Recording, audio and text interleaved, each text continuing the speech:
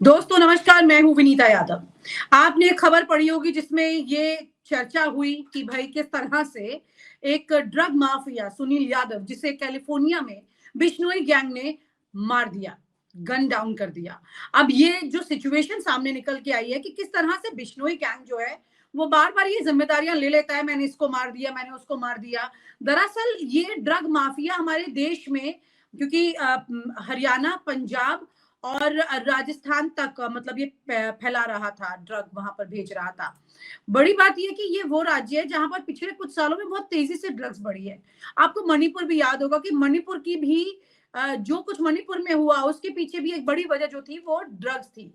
आज हमारे देश में ड्रग्स के वर्चस्व पे एक बड़ी लड़ाई हो रही है। और ये जो सुनील यादव था, ये क्या वाकई में बिश्नोई गैंग के निशाने पर था पिछले 5 साल से, जैसे कि उसमें बताई गई है पूरी जानकारी कि उनके ही एक जानने वाले को कब उन्होंने मारा था, तो उसके बाद इसे ढूंढ रहे थे। ये एक लंबी चौड़ी कहानी है, लेकिन सच में है क्या, हकीकत क्या है? ये ड्रग माफिया जो है वो किसके लिए ज्यादा बड़ा यहाँ पर कंपटीशन बना हुआ था हमारे देश में। आपको याद होगा कि कई बार पिछले कुछ वक्त से ये चर्चाएं आ रही हैं कि कैसे 3,000 करोड़ की, कभी 8,000 करोड़ की ड्रग्स जो पकड़ी जा रही है, एयरपोर्ट पर पकड़ी जा रही है, पोर्ट पर पकड़ी जा रही है। और एक तो ऐसा मामला रहा जिसमें अडानी के पोर्ट से जब इतनी बड़ी खेप मिली ड्रग्स की, और उसके बाद मामला जब कोर्ट तक पहुंचा तो हाई कोर्ट ने अडानी तक को उसमें पार्टी बना लिया था। तो यूं ही नहीं है सब कुछ हो रहा है, कुछ तो है। कौन बड़ा ड्रग माफिया है इस देश में जिसके निशाने पर अब ये बाकी माफिया भी आ गए हैं, या फिर वाकई में एक बार फिर से आगे बिश्नोई गैंग और पीछे कोई और काम चल रहा है, या बिश्नोई इतना पावरफुल हो गया है कि अब वो लोगों के घरों में पर्चियां डालने से लेकर अब तो कुछ 100 करोड़ के भी जो लोग हैं इस देश में, अब तो बहुत अमीर क्लास जो है बहुत अमीर भी हो चुकी है। कुछ 100 करोड़ के लोग भी जो है देश में, उनके भी घरों पे पर्चियां डाली जा रही हैं और उनसे वसूली मांगी जा रही है। बड़ी बात यह है कि इस स्तर पर, छोटे से लेके ऊपर ऊपर के स्तर तक, बिश्नोई गैंग जो है वो इतना ताकतवर हो गया है बिना किसी की मदद के। कनाडा का आपको याद है कि किस तरह से कनाडा गवर्नमेंट ने ये बोला था कि हमारे देश की जो एजेंसियां हैं, हमारे देश के जो होम मिनिस्टर है, वहां से कनेक्ट हो रही हैं चीजें। तो क्या अमित शाह सब कुछ जान रहे हैं? एजेंसियां तो उन्हीं के कंट्रोल में है ना, सीधा तो इशारा उन्हीं की तरफ चला गया था। अब हमारे साथ चर्चा के लिए यहाँ पर वरिष्ठ पत्रकार सुभाष शिर्के जी हैं, उन्हीं के साथ बात करेंगे और इस चर्चा को आगे बढ़ाते हुए ये समझने की कोशिश करेंगे कि दरअसल ये पूरा माफिया जो है वो कर क्या रहा है, कैसे काम कर रहा है। क्या वाकई में बिश्नोई गैंग ये सब कुछ कर रहा है, या उसकी आड़ में कोई और ये सब काम कर रहा है अपना? क्योंकि सुभाष जी, आपने अंडरवर्ल्ड में जो बड़े बड़े डॉन हुए, अब उन्होंने कैसे मुंबई से लेकर दुबई तक जाकर अपना वर्चस्व बनाने की कोशिश की। और अब तो खैर दुबई हर कोई व्यक्ति चला ही जाता है, किसी से मिल भी आता है, खैर। लेकिन हाँ, ये बात है कि यहाँ पर ये जो एक नई तस्वीर बनाई जा रही है, क्योंकि मोदी गवर्नमेंट में बिश्नोई गैंग के पर फैलते गए हैं, पांव फैलते गए हैं। तो ये, इसको कैसे देखते हैं आप? अगर हम उस वर्ल्ड वक्त का वर्ल्ड अंडरवर्ल्ड की बात करें, डॉन की बात करें, और अभी बिश्नोई गैंग की बात करें, तो किस तरह से सपोर्टिव हैं चीजें और कैसे आगे बढ़ रही है? मैं आपसे पूरी कहानी समझना चाहती हूँ। लॉरेंस बिश्नोई, इनके बारे में जो बताया जा रहा है कि वो महज सिर्फ 22 साल के हैं अभी, और 2014 में पहली बार वो अरेस्ट हुए। राजस्थान पुलिस ने उनको अरेस्ट किया था। उसके बाद उनको पंजाब पुलिस ने अपने कब्जे में लिया, और उसी वक्त 2022 में उन्होंने मूसेवाला नाम के पंजाबी जो गायक है, सिंगर है, उनके मर्डर का आरोप उनके ऊपर है। जेल में रहते हुए मूसेवाला के मर्डर को उन्होंने अंजाम दिया, ऐसा कहा जाता है। और उसके बाद भरतपुर जेल से उनको तिहाड़ जेल में शिफ्ट किया गया, और तिहाड़ जेल के बाद वो 2023 को अगस्त के महीने में वो साबरमती जेल जो अहमदाबाद में है, वहां पे उनको शिफ्ट किया गया है।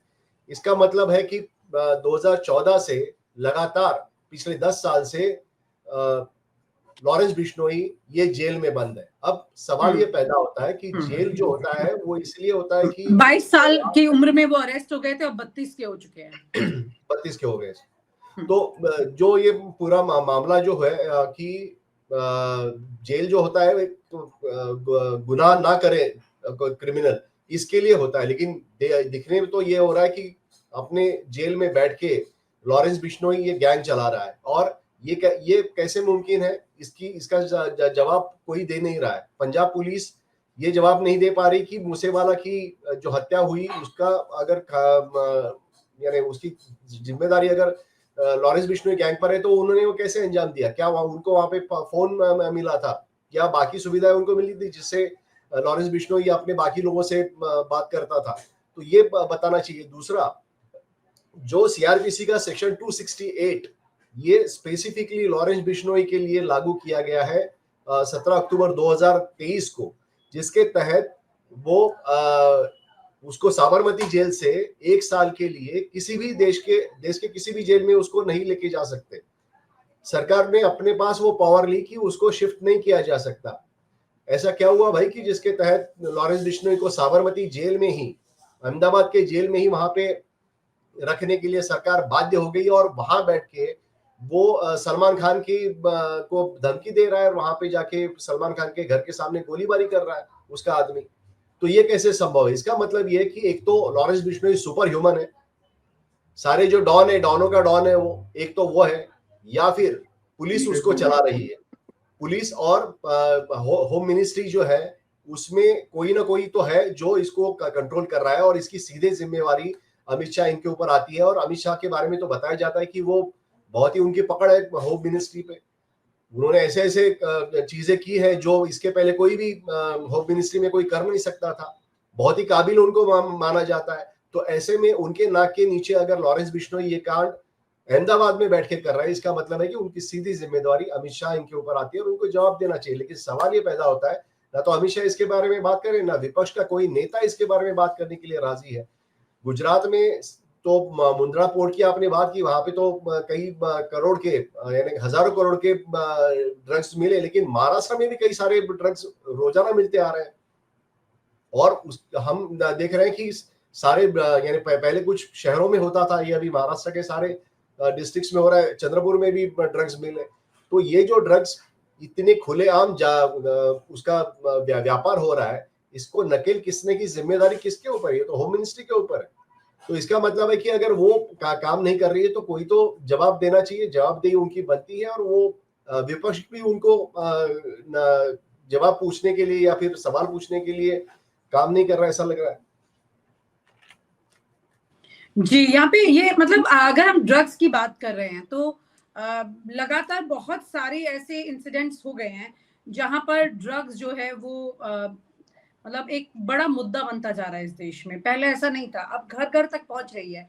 एक एक्ट्रेस जो कि जिनका जिक्र अंडरवर्ल्ड के साथ तक आया था, उन्होंने कहा उस जमाने में तो लोग शराब भी छुप छुप कर पिया करते थे और अब फिर शराब फैशन में आ गई और अब तो ऐसा लगता है कि ड्रग्स भी फैशन में आ रही है।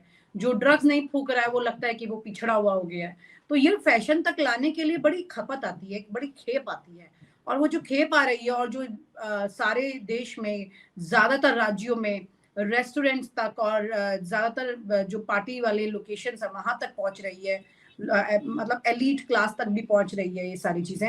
तो ये पहुंचाने के लिए एक अच्छा बड़ा नेटवर्क चाहिए होता है और ये नेटवर्क जो वर्किंग हो रहा है वो यहाँ पर बिना किसी की रजामंदी के तो हो नहीं सकता। होम मिनिस्टर को इस बारे में ना पता हो कि कौन किस नेटवर्क को चला रहा है, ये तो हो नहीं सकता। मतलब अमित शाह जी इस बात से खूब वाकिफ हैं, उनकी पूरी एजेंसियां तमाम इस बात से खूब वाकिफ हैं कि ये पूरा का पूरा खेप चला कौन रहा है। तो यहाँ पर अडानी का नाम भी ड्रग्स के कारोबार के साथ जुड़ता रहा है अक्सर। तो क्या आपको ये लगता है अडानी जिसको देश के प्रधानमंत्री कई चीजों में इन्वॉल्व कर चुके हैं, यहाँ तक कि हमारे देश के बैंक भी कई उन पर अब डिपेंडेंट हो चुके हैं, ऐसी परिस्थितियों में क्या वो ड्रग्स जैसे कारोबार का सहारा ले रहे होंगे? देखिए, इसके बारे में अगर कोई हमारे पास तथ्य तो नहीं है, लेकिन जो ड्रग्स का व्यापार जो होता रहा है वो पहले ये था कि एक ड्रग का ट्रायंगल होता था। ढाका, मुंबई और बैंकॉक, ये एक ड्रग का ट्रायंगल होता था और यहाँ पे जो कारोबार है या जो उसका जो आवागमन है वो ड्रग्स का इस ट्रायंगल से होता था और इसमें नाइजीरियन लोगों को काफी बड़ी मात्रा में शामिल किया जाता था। लोकल जो गैंग्स थे उसको भी शामिल किया जाता था। मुंबई में तो अमर नाइक नाम की एक गैंग थी, वो गैंग का इसमें काफी बड़ा हाथ था और वही ड्रग्स के व्यापार पे उनका कंट्रोल था। लेकिन अमरनाथ गैंग 1996-97 के बाद खत्म हो गई। तो उसके बाद बाकी जो मुंबई की जो माफिया है वो कुछ हद तक इसमें शामिल हुई, लेकिन उसके बाद का जो हम देखें तो विदेशी गैंग्स इसमें शामिल हो गई है। और जिस तरह से मुंद्रा पोर्ट में जो एक प्राइवेट पोर्ट है और उसमें कंट्रोल पूरा अदानी साहब का है, तो ऐसे में वहां पे अगर ड्रग्स का आवागमन होता है तो इसकी जिम्मेवारी सीधे अदानी इनके ऊपर है। तो उनको एक्चुअली वहां पे अदानी के जो लोग हैं उनको प्रोसिक्यूट करना चाहिए था, उनकी इंक्वायरी करके उनको उनके ऊपर कार्रवाई होनी चाहिए थी, लेकिन ऐसा होते हुए हमें देखा नहीं है। दूसरा, ये इस तरह के जो धड़ल्ले से ड्रग्स मिल रहे हैं उसके बारे में सिर्फ छोटे छोटे लोगों को ही पकड़ा जा रहा है, लेकिन बाकी जो चीजें हैं वो पकड़ी बड़े लोग हैं वो सामने आ नहीं रहे सामने। आपको मैं बताऊं कि सुशांत सिंह राजपूत जब उनकी आत्महत्या हुई और उसके बाद एनसीबी के तत्कालीन डायरेक्टर राकेश अस्थाना जी मुंबई आए थे और वो उस तरह से उन्होंने पूरा वातावरण तैयार किया था कि पूरी मुंबई जो है वो ड्रग्स के व्यापार में लिप्त हो चुकी है, पूरी बॉलीवुड इंडस्ट्री ड्रग्स के व्यापार में लिप्त हो चुकी है, लेकिन कुछ नहीं मिला उनको। सिर्फ छोटे छोटे लोग जो थे ड्रग पेडलर्स थे उनको सिर्फ उनको अरेस्ट कर पाई, जबकि एनसीबी जो आज तक ये ड्रग्स पकड़ती आ रही है उससे ज्यादा मुंबई का जो नार्कोटिक्स कंट्रोल ब्यूरो है वो ज्यादा पकड़ता है, जो मुंबई पुलिस के अंडर में आता है। तो एनसीबी पूरी तरह से नाकाम हुई है इसमें। एनसीबी में राकेश अस्थाना जैसे जो जी हुजूर करने वाले जो अफसर है उनको जब से रखा गया है उसके बाद एनसीबी का सिस्टम जो है वो कोलैप्स हुआ है। विनीता जी, सूरज जी भी हमारे साथ जुड़ चुके हैं। डॉक्टर सूरज, एक बड़ा सवाल है यहाँ पर ये कि हमारे देश में पिछले कुछ सालों में ड्रग्स का व्यापार बहुत बढ़ गया है और लॉरेंस बिश्नोई गैंग ने जिस तरह से ड्रग माफिया सुनील यादव को कैलिफोर्निया में मार गिराया, तो अब ये वो जिम्मेदारी उन्होंने ले ली इस मर्डर की। लेकिन सवाल ये उठता है कि एक ड्रग माफिया को वहां जाकर के मारना, जो काफी लंबे समय से अपने आप को अलग रखे हुए था, कोशिश कर रहा था अपनी जान बचाने की, और वो एक्टिव था हरियाणा, पंजाब, राजस्थान जैसे इलाकों में, इन राज्यों में जहां पर ड्रग्स की खेप वो भेज रहा था बड़े स्तर पर। तो बड़ा सवाल ये बनता है कि क्या इस देश में अब एक कोई बड़ा ड्रग माफिया आ गया है जिसके चलते अब लॉरेंस बिश्नोई गैंग, जिसके बारे में चर्चा होती है कि वो सिर्फ एक मृग मारीचिका है जो कि दिखाई देने के लिए है, लेकिन पीछे से काम करने वाला कोई और है। आपको क्या कहना है इस पर? देखिए, सबसे पहले तो जो लॉरेंस बिश्नोई के गैंग के बारे में जो एलिगेशंस है वो इंटरनेशनल लेवल पे गवर्नमेंट ऑफ कनाडा लगा चुकी है, जिसका जवाब जो है संसद में भी और कुछ इंटरव्यूज में गृह मंत्री ने ये कह के दिया कि पहले हमें साक्ष्य दिखाओ। कोई भी अंतरराष्ट्रीय रूप से इतने बड़े जो इतना बड़ा आरोप जो है वो बिना कोई साक्ष्य का नहीं लगाएगा। और जो परिस्थिति लग रही है वो लग रहा है जैसे कि ये इस सरकार के हाथ के बाहर सब कुछ जा रही है। हालांकि प्रश्रय और ये जो पीछे से जो लोगों के जो एक बैकअप था वो इस गवर्नमेंट का लग रहा था, लेकिन अब ऐसा लग रहा है कि वो जो खेल है वो अंतरराष्ट्रीय इसलिए हो चुका है क्योंकि आप देख रहे होंगे कि जो रिपोर्ट्स भी जो आई थी पिछले बार अडानी के अगेंस्ट में और जो जिस पर इतनी व्यापक चर्चाएं हुई, इसके पीछे भी कहा जा रहा था कि अंतरराष्ट्रीय रूप से खुद अडानी के लोग जो है इतना अधिक इस इलाके के ड्रग पेडलिंग पर और पूरे एक व्यापार पर अपना एकाधिकार जमा रहे हैं। तो वो लोगों के लिए जो बाकी जो अंतरराष्ट्रीय ड्रग पेडलर्स हैं या जो ड्रग माफिया है उनके लिए असहज था और उनको ये बर्दाश्त करना, तो जाहिर तौर पर ये बातें हुई है। गवर्नमेंट ने इसका फायदा उठाया, उन्होंने एक अंतरराष्ट्रीय रूप से कोशिश की कि कनाडा में भी वो कुछ ऐसा करें जिसका एलिगेशन वहां की सरकार लगा रही है, जो कानूनी रूप से सही नहीं था और नाम आ रहा था लॉरेंस बिश्नोई गैंग का उसमें। लेकिन अब प्रश्न उठता है कि ये व्यापार जो है वो कहाँ तक है फैला हुआ भारत में। हम देख चुके थे पंजाब में चुनाव से पहले अकाली दल के शीर्ष नेताओं पर भी यह आरोप था और उस समय भी जो केंद्र में जो सरकार थी बीजेपी नीति जो एनडीए की सरकार, उसका एक उनको एक तरह से मदद मिल रही थी। लेकिन जब से वो सरकार वहां पर हटी है और आम आदमी पार्टी की सरकार आई है, उस दिशा में वहां पर कुछ अंकुश लगे हैं। और जो लोग हैं वहां पहले से जो इस व्यापार में या कहा जाए इस अपराध में लिप्त थे, उनको उनके जगह नए प्लेयर्स आ रहे हैं। नए प्लेयर्स आने के कारण लगातार अंतर्राष्ट्रीय रूप से कुछ ऐसी बातें हो रही है। और हम समाचार पत्रों में तो नहीं, लेकिन सोशल मीडिया में कई बार पढ़ रहे हैं कि एक जो पोर्ट है अडानी साहब के व्यक्तिगत जो उनके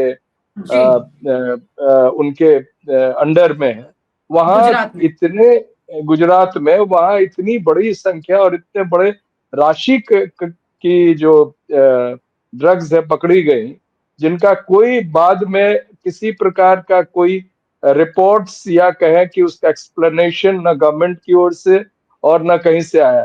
तो ये सारी बातें दिखा रही है कि भारत जो है उसके संस्थागत जो स्थिति थी वो बिगड़ती जा रही है रोज रोज। और अपराध की दुनिया में, ड्रग्स की दुनिया में भारत जो है और उसकी सरकार पर उंगलियां उठ रही हैं। सुब्रमण्यम स्वामी ने तो और भी कुछ ऐसी बातें कही हैं जो मैं समझता हूँ चैनल पर कहना उपयुक्त नहीं होगा। वो खुद सुब्रमण्यम स्वामी का ही हैसियत है कि वो उस तरह की बातें वो आप लोगों के इंटरव्यूज में, यूट्यूब इंटरव्यूज में बोल देते हैं।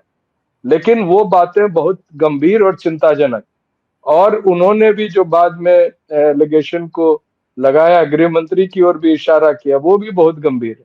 तो इस पर सरकार की तरफ से जरूर कोई ना कोई एक एक्सप्लेनेशन आना चाहिए।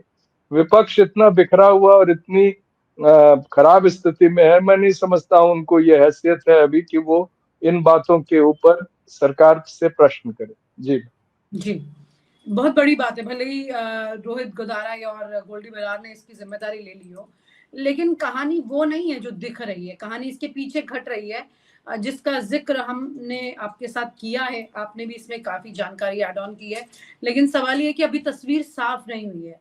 वो वक्त भी जल्दी आएगा जब ये तस्वीर साफ हो जाएगी लॉरेंस बिश्नोई गैंग जो है वो दरअसल किसके इशारे पर इतना फल फूल रहा है और किस किस को निशाने पर बना रहा है। बहुत बहुत शुक्रिया। Thank you so much for sharing your views here. Thank you so much.